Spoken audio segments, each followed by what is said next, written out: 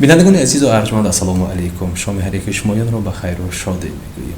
همیشگی برنامه طبی تفسیر طبیبان است که توسط تلویزیون 7 ستاره پیشکش هر یک شمایانی عزیز می‌گردانیم. خاطر رسان می‌کنیم که برنامه با همکاری ریاست تندرستی مقامات اجرایی حکومت دولتی ولایت سوخت و مرکز تشکل طرز حیاتی سالم ولایت سوخت روی کار می‌گوید و تا جایی که برای شمایان خود پوشیدنی است، ما در هر برنامه اویدی یک نمونه بیماری با اشتراک طبیبان پرتجربه صحبت می‌گذاریم و برای شمایان باشد تفسیر و معلومات و علامت و راه‌های درست این یا آن بیماری را مهمانی برنامه ما گفته می‌گذارد. پس از چند لحظه باشد مهمانی برنامه را ما آشنا می‌سازیم.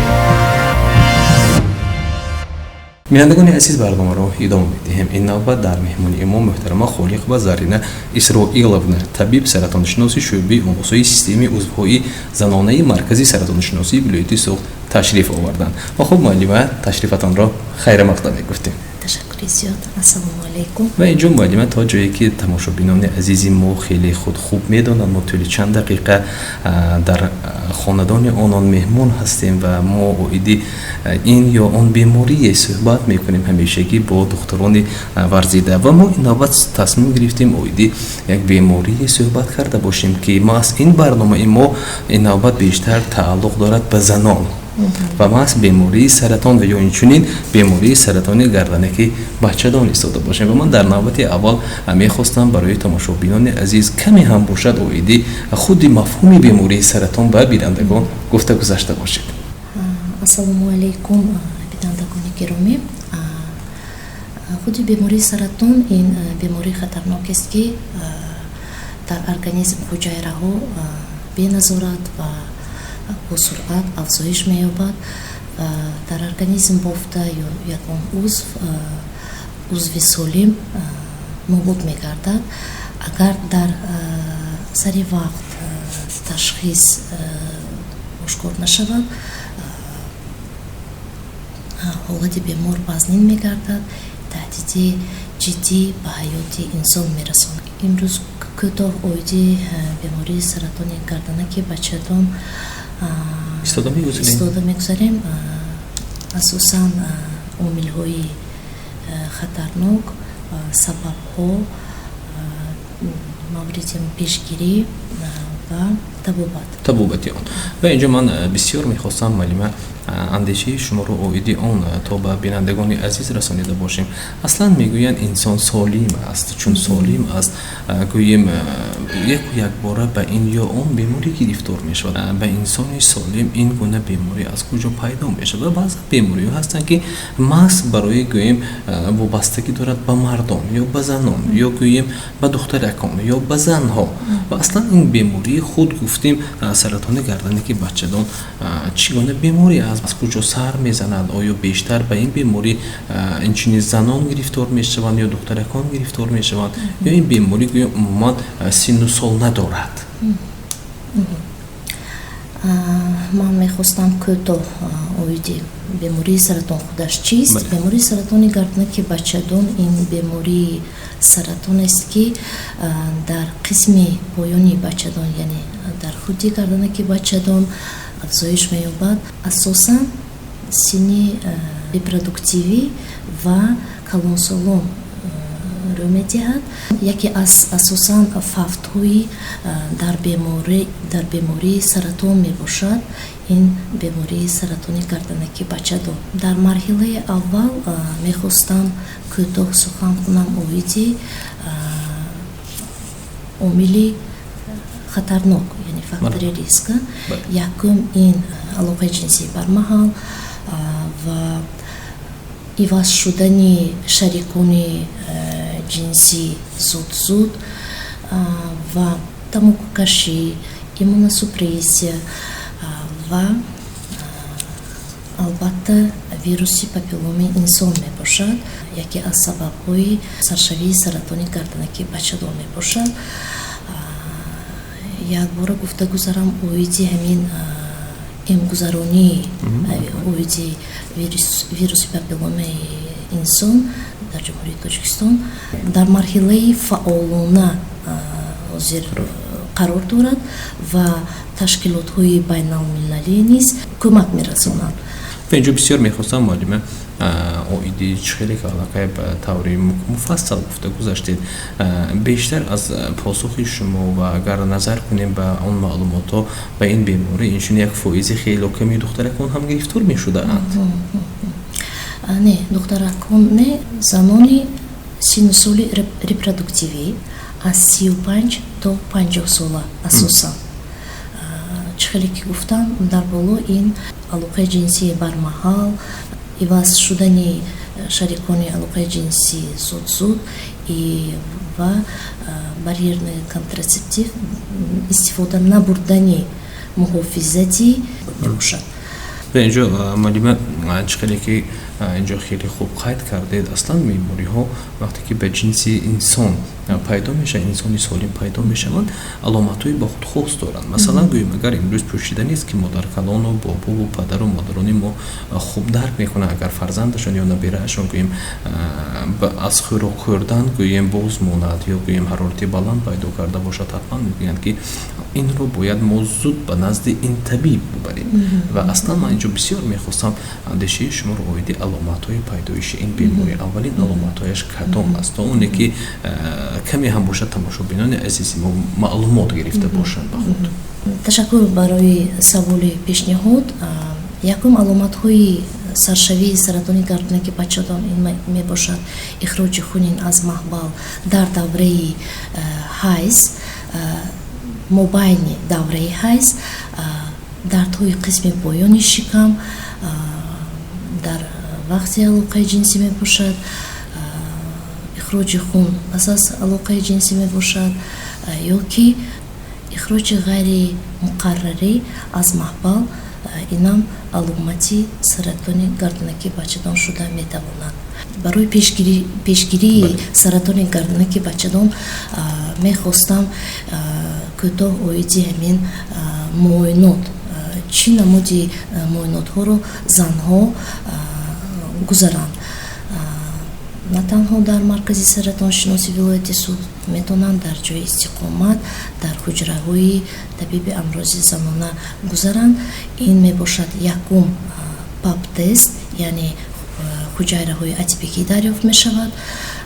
دویمش این شکایت هایی که در بالا گفته گذاشتیم علامت های همین بیماری سرطان گردنک بچه‌دان میباشد. و اینجا معلومه پوشیدنی است که اصلا گوییم نفری بیمار که نزد طبیب میرود حتما دارو خط میگیرد و بعضا حالت ها میشود که پس از البته تشخیص ها طبیب توصیه میدهد که اون بیمار باید بستری کنونیده شود و در بعضا حالت طبیب توصیه میدهد که حتی اون بیمار رو میتوانند در شرایط خانه طبابت کرد. یعنی در شرایط خانه طبابت گرفته باشد نفری بیمار. آیا نفری که به این بیماری گوییم سرطان گردنک بچه‌دان گرفتار می شود طبابتش گوییم در بیمارخانه است یا در خانه هم میتواند طبابت گرفته باشد یا باید در مرحله اول شاید در 5 روز اول شاید در 1 هفته اول جدی در زیر نظارت طبیب قرار گرفته باشد یا تنها میتواند تشخیص سپارد بعد نزد طبیب بیاید دارو خط گیرد و طبابت را در شرایط خانه دوام داده باشد. تشکر زیاد برای سوال‌های پیشنهاد. یکم وقتی که انیق کرده می شود، تصدیق کرده می شود بیماری سرطان گردنک بچه‌دان، البته طبابت در مرکزی مخصوص گردانیده یعنی مرکزی سرطان شناسی ولایت سوخت گذرانده می شود. برای چی؟ برای اون که طبابت سرطان گردنک بچه‌دان یعنی که سرشوی سرطان گردنک بچه‌دان تنها در مرکزی ما برای چی؟ چون که طبابتش یکم اگر در مرحله اول باشد اگر این عملیات جراحی می باشد. عملیات جراحی گسترکتومی وسیع گردنک بچه‌دان با زایدها با لیمفادیسکسی این تنها در شرایط مرکزی سرطان شناسی گذرانده شود. دوم این خیموتراپی تویست طبابت خیموتراپی نیست با خود موافق آرزه های муҳим дорад. Сеюмаш ин табобати радиотерапия или табобати нурӣ мебошад. Инам танҳо дар маркази саратоншиносӣ гузаронида мешавад. Агар табобатҳои симптоматикӣ бошад, чунки баъди табобати бемории саратон барои барқарорсозии организм, барои барқарорсозии таҳлилҳо мешавад дар таҳти назорати табиби оилавӣ ёне табиби амрози занона дар ҷои истиқомат гузаронида шавад. ва аслан инҷо муаллима ана ҳамин табобати ин беморӣ аз чанд то чанд рӯз тӯл мекашад. баъзан беморӣ ҳастанд ки ҳамагӣ як ҳафта кифоя аст, боз инсон мисоли пешин солим мешавад. баъзан бемориҳо ҳастанд ки дар 6 моҳ як маротиба ҳатман бемор назди гӯем табиби муолиҷавӣ биёяд ва баъзан бемориҳо ҳастанд ки шояд давоми 1 сол, давоми 2 сол аз ташхиси такроран гузашта бошад. ана он нафароне ки аз ин беморӣ гӯем чун азият кашиданд ва чун табобат гирифтаанд, табобати ин беморӣ чанд вақт тӯл мекашад? ман ҳозир мехостам кӯтоҳ ҷавоб диҳам ба саволи шумо. аз марҳилаи беморӣ вобаста қарор доштани бемор дар шароити марказ ё ки дар назорати табиб саратоншинос. барои чӣ? масалан саратони гарданаки бачадон 1 дараҷа ҳама табобатҳои зарурӣ гузаронида шудааст. табобатҳои комплексӣ ё ки комбинагӣ бошад гузаронида шудааст. бемор пас аз он халос не. барои чӣ? барои беморӣ бо афзоиш ёфта нашавад ки дубора яъне албатта 1 сол ҳар 1-3 моҳи аввал бемор ба назорат меояд. дуюм агар нишонаҳои авҷобии беморӣ набошад, агар дар дуюм сол ҳар 6 моҳи аввал бемор ба назорат ҳозир шуданаш лозим мебошад ба маркази саратоншиносӣ. ва оё инҷо муаллима дар боли чихеле ки гуфтед бештар ба ин беморӣ нафароне ки синну солашон аз 35 то 50 аст дар ана ҳамин марҳила 15 сол гирифтор мешаванд, оё дар таҷрибаҳои фаъолияти кориатон буданд ё дар адабиёто бори ҳам мутолиа кардед ё рӯбарӯ шудаед ки яъне аз 35 поён ҳам бо ин аломатҳо ба гӯем табиб саратоншинос муроҷиат карда бошад? албатта ҳаст. аз ҳамин синну соли 35 поён ва таҷрибаи ман низ ба ҳамин ҳолат рӯбарӯ шудаам.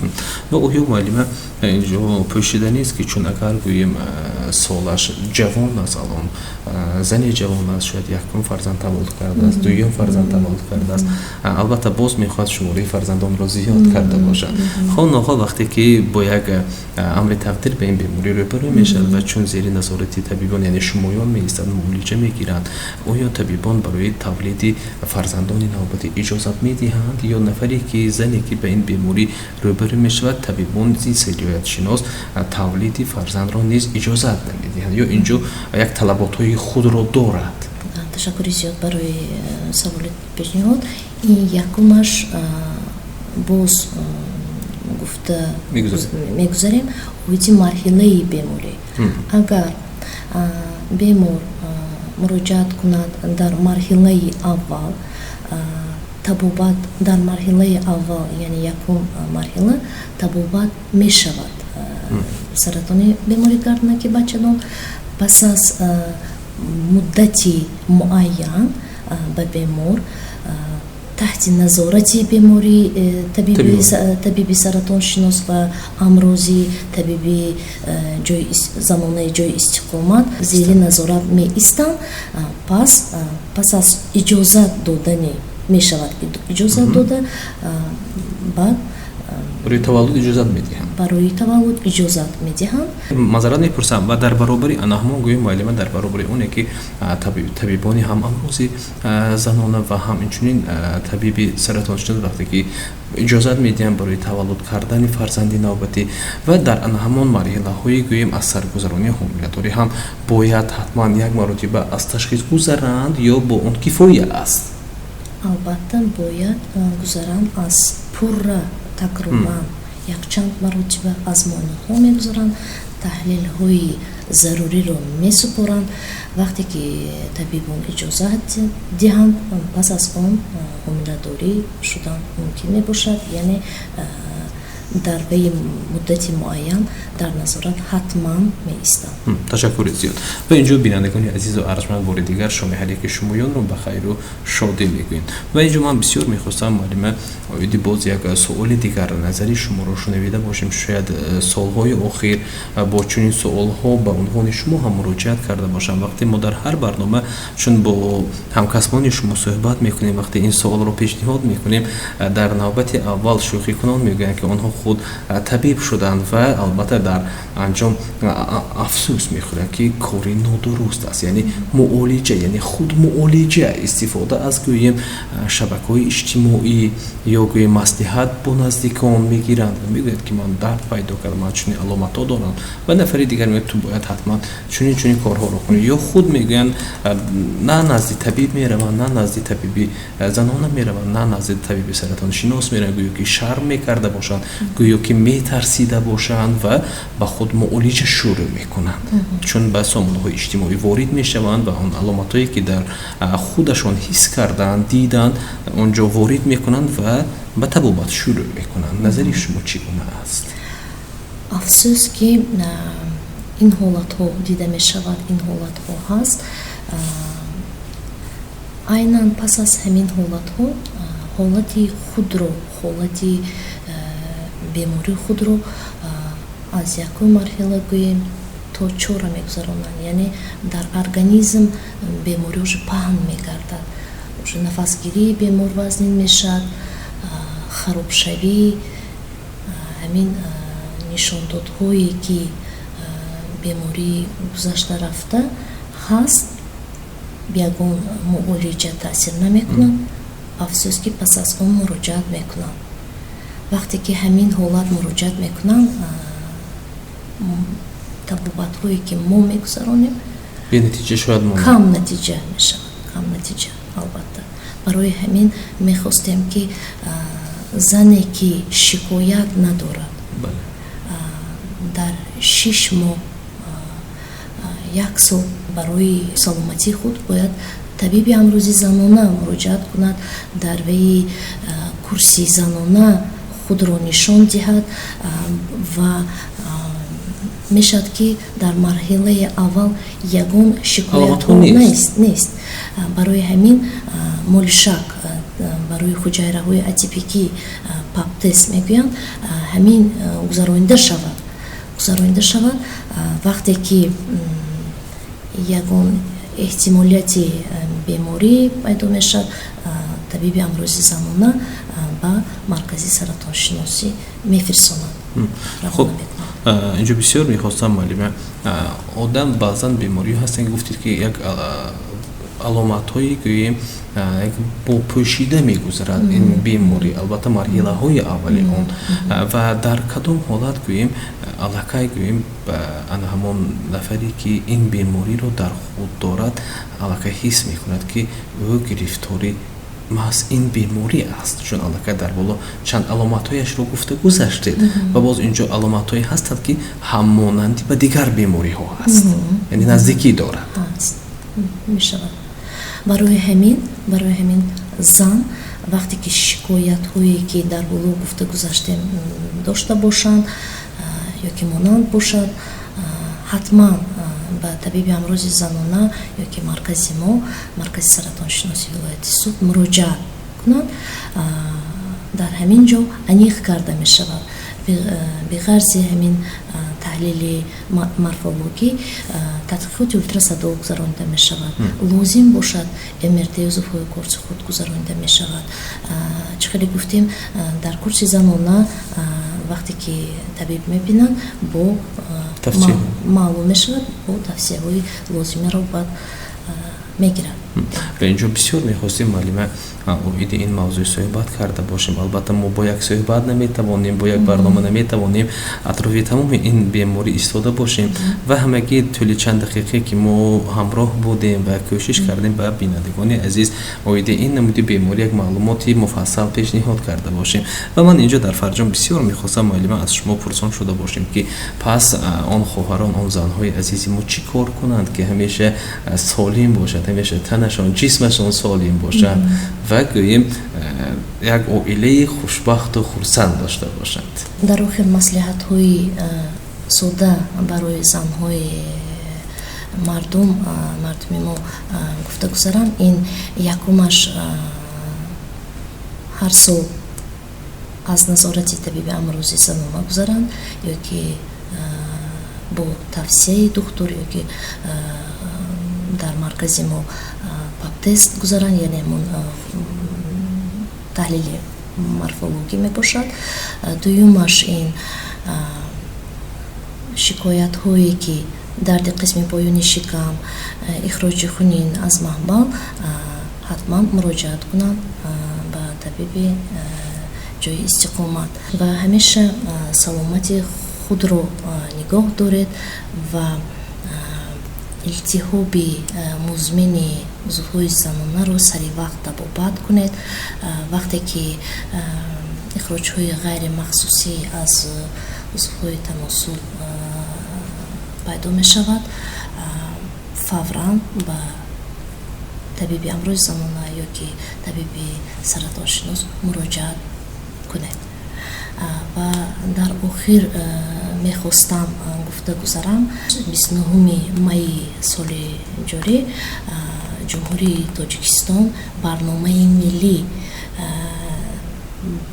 оиди муборизаи бемории саратон солҳои 2025 ва 2029 тасдиқ гардид. 29 майи соли ҷорӣ ҳадафи барнома ин пас намудани нишонаҳои фавт, ташхиси барвақт ва баланд намудани сифати беморон равона гардидааст ва таваҷҷӯҳи асосӣ ин пешгирӣ, ташхис, табобат ва омодасозии мутахассисон равона шудааст. ин яке аз қадами муҳимтарин ва пешрафти соҳаи тандурустӣ мусоидат менамояд. ташаккури зиёд. инҷо маълима мо барои иштирокатон арзи сипос мекунем. ба бори комил дорем ки ин тӯли чанд дақиқае ки ҳамроҳ будем ва ҳар як маслиҳат, ҳар тавсияҳое ки шумо гуфта гузаштед, агар аз даҳҳо садҳо бинандагони азизи бо як фоизи ҳатто камтариниро ба худ гирифта бошанд, мо хеле хушнудем. барои иштирокатон арзи сипос мекунем. ташаккури зиёд. ва бинандагони азизу арҷманд, инҷо мо расидем ба фарҷоми барнома. бохи бо умиди тансиҳатӣ ва солими якояки шумо то барномаҳои дигар хайру хуш мекунем. худро эҳтиёт намоед.